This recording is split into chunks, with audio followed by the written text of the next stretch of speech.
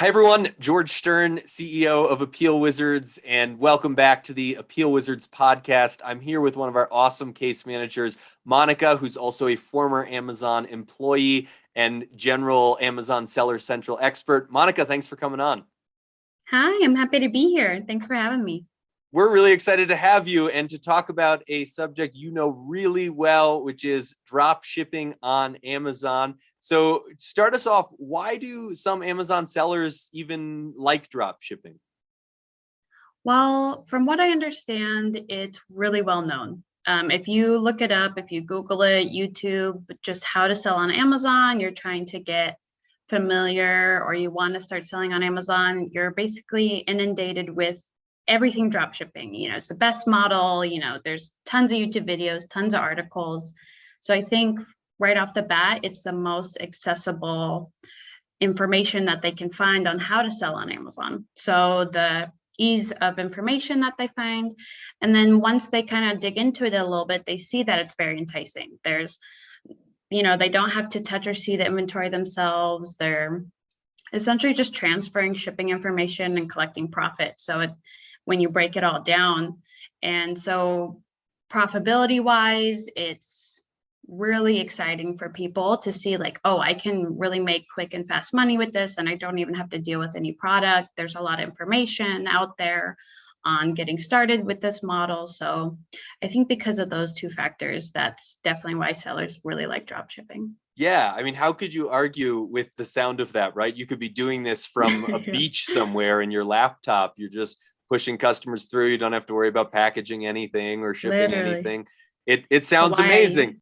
So sellers love the sound of it. People online are promoting it, but we run into some Amazon hiccups with it because Amazon does not always take kindly to drop shipping. Why is Amazon trying to crack down on it?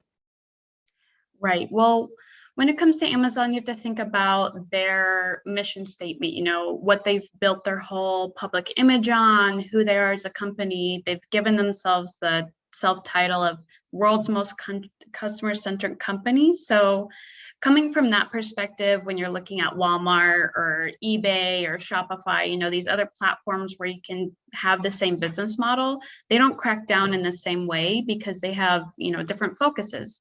And so for Amazon, when you're drop shipping, it can pose a lot of questions for buyers, like where is their package coming from? How do they return it if they have problems? Who do they contact if it's defective? When they get a box from Walmart, they also feel duped. Like you can Google that exact question, like my Amazon package came from Walmart, and there's going to be a ton of forum posts as to, why people are thinking about that. On the seller side, it's pretty clear, like they were drop shipping. But from a buyer's perspective, when they look up cat food per se, they bought it on Amazon, supposedly a big bulk bag for $19. It's going to last them all month. And it arrives in a Walmart box. They go, look up the same product on Walmart and it's maybe $6. So it causes a lot of frustration on the buyer side. They feel like they've been cheated, and someone else is profiting off of their lack of research. And it makes people feel dumb in a sense that their money was cheated from them and that they can't trust where they're getting their products on Amazon. And that breaks their whole mission statement, breaks the customer trust with Amazon. Totally. And then it pushes them towards Walmart.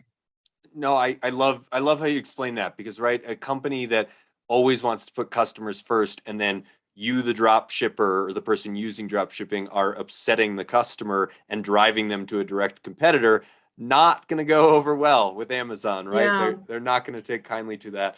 You mentioned Amazon's whole mission statement of customer centric. You were a former Amazon employee. Tell us how this plays out at Amazon, how they ensure that they're customer obsessed, as they say, at all turns. Whenever a problem comes up or whenever we're thinking about our team or what our focus is or what our goal is on whatever project we're working on. When I was an Amazon employee, the number one question management or, other teams we partnered with focused on is like, how is this going to improve customer experience? And that's where everything started. Everything followed from there. It wasn't like, oh, let's optimize our process, because this would be faster for me. It's like, okay, maybe it will, and let's talk about it, but can we think about it a step further? How is that actually going to benefit, customers? Can we actually think about this in a wider net? We don't want to be thinking about like our own optimization. We also want to be thinking about what are ways we can actually optimize this for customers. So it's in every way that we operated. We always thought with this customer comes first perspective. They even have leadership principles entirely centered around that you're trained on when you start.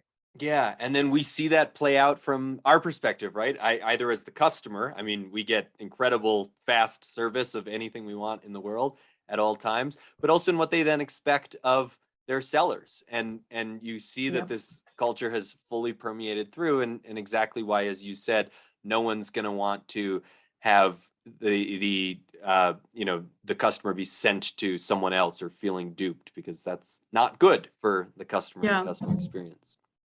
Exact opposite what they want. Exactly. So tell us about a recent drop shipping appeal that you've worked on and how it went. Two recent clients come to mind, mostly because they're the ideal drop shipping situation. In both cases, their seller fulfilled listings were deactivated. That's typically what happens if it's your first drop shipping violation, and it was for them. Their account metrics were in green. Their whole account was in good standing. They didn't have any notifications of VTR or, valid tracking rate or order defect rate, the typical relevant shipment metric warnings that you'll get that can coincide with drop shipping. That kind of gives Amazon a heads up, like, oh, they might be doing something with their shipping. Instead, their account was great, which is the most common type of drop shipping violation we see. Is there's not really a warning. What really happens is a customer complained directly to Amazon. And sometimes when you call account help, they'll tell you that directly. But in most cases, they'll just let you know, like, somebody complained, or Amazon knows this is a drop shipping violation, and they won't reveal their investigation methods, which is basically a comment you'll get with everything. But what happened is this buyer received an order that came in a Walmart box or a nondescript box, or they had an issue and they didn't know who to contact. So they contacted Amazon directly and complained and noted any of those factors, which basically is like big red flag, this person's drop shipping. So they give you the notice, and they'll either warn you at first or just take away your self-fulfilled listings, depending how many comments they got from buyers.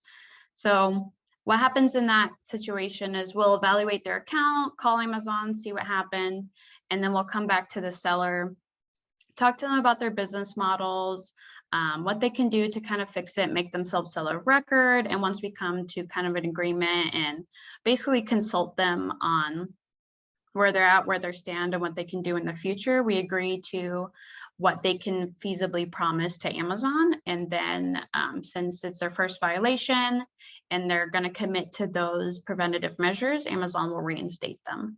And that's usually how a typical dropshipping violation goes. But for multiple dropshipping violations, those are a whole nother ballpark that we can get into if you'd like, but those are a doozy. Yeah, tell us quickly what makes those a doozy. Well, the reason I say that is lately in the last few months, Amazon has been telling us for clients who have, second drop shipping violations that, oh, this is the second time this has happened. Oh, we're not giving you your seller fulfilled listings back. Like, you're done. You can try FBA for a while and then maybe appeal again in the future. And so that's why I say that in the past, people could get away with, I've seen somebody with 7 drop shipping violations. Somehow they didn't lose their whole account, but it can be a variable, and it's not really the case anymore where you could just kind of keep getting this violation, you appeal, get your self-fulfilled listings back. Lately, they're referencing old deactivations, old submissions, but you don't have access once they reinstate you to those.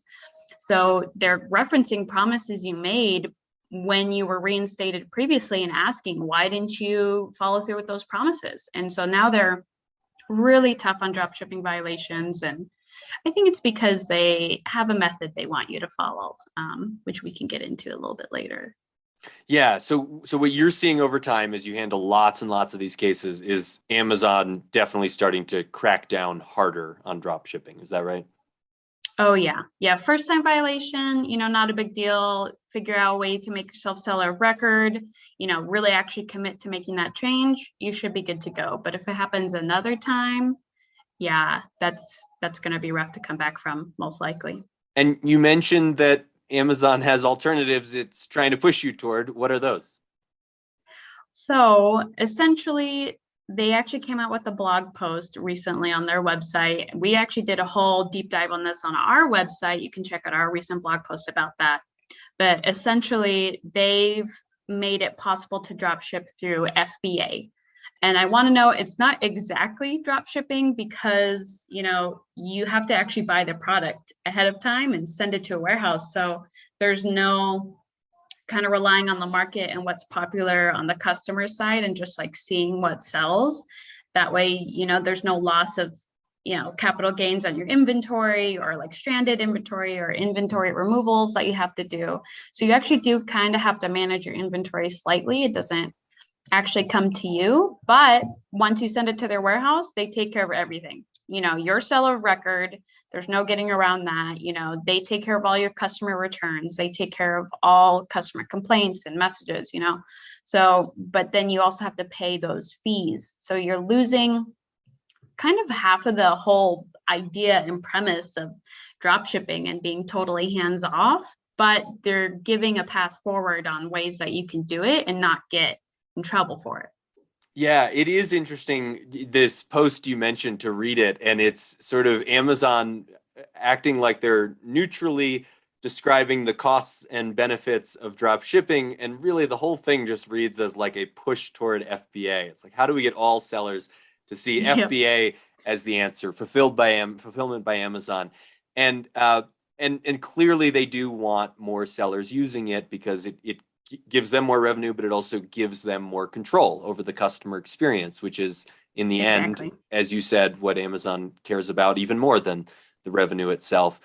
But you also noted, which is right, that FBA is not drop shipping, right? You can't just Right. start up a business and not have to buy inventory and do the traditional drop shipping way of only selling it when you actually buying it when you actually have customers.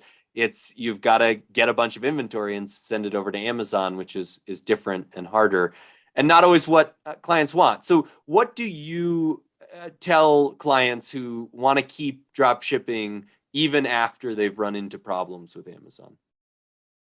My initial gut reaction is find a way to eventually change that model, because it's clear Amazon's working, moving away from drop shipping eventually. But I know that that's not feasible at this time, and many sellers are still going to drop ship for as long as it's available. There's companies out there who will process your packages from wherever you're buying them in the interim and make you seller of record. That's like the whole reason you get these drop shipping violations, is because primarily, it arrived in a Walmart box and they don't know who to contact with when they get issues. Or, I'm always saying Walmart because it's the most common, but any sort of nondescript box, it came from some random person on eBay or these overseas suppliers, or even, in the state suppliers. It's the fact that it didn't come from you, the store they thought they bought from.